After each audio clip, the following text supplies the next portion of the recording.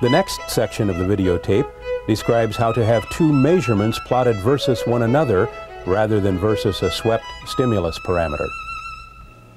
Up to now, we've seen several examples of graphs where we've plotted a swept parameter, nearly always generator frequency, horizontally, against one or two measured parameters plotted vertically.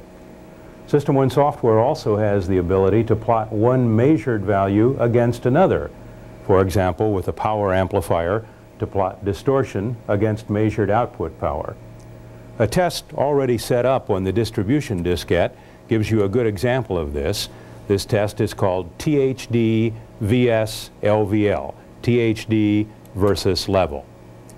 If we go to the panel, we can see how this particular test has been set up. We're going to sweep now at a fixed frequency the generator amplitude at source 1. So we'll increase the amplitude from a 10 millivolt beginning to a 1 volt full scale.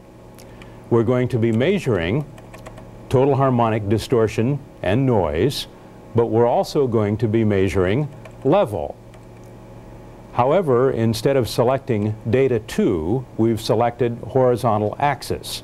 And horizontal axis says use this measured parameter, in this case analyzer level, as the horizontal axis, use the data 1 measured parameter as the vertical axis. We've chosen values of about 100 watts full scale and 10 milliwatts as the horizontal axis calibration. By the way, for any watts units to be correct, we must enter into the analyzer dBm watts reference field the resistance value of a dummy load resistor used across the output of the amplifier. In this case, that's an 8 ohm power resistor. So now that we have this set up, let's press F9 and look at distortion versus measured output power on this amplifier. As the level is increasing, THD plus N first is decreasing in that the noise component of it is decreasing.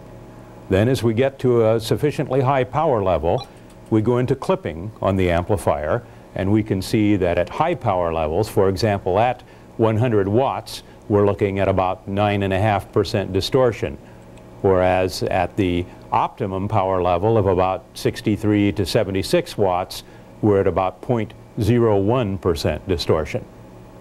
It's also possible, if we wish to regraph that same data in a more conventional fashion, if I select data 2 instead of horizontal axis and then regraph, now we'll see the two lines that you've been accustomed to so far, where the green line is distortion versus generator amplitude across the bottom. The yellow line, calibrated at the right, is amplifier output power versus generator amplitude.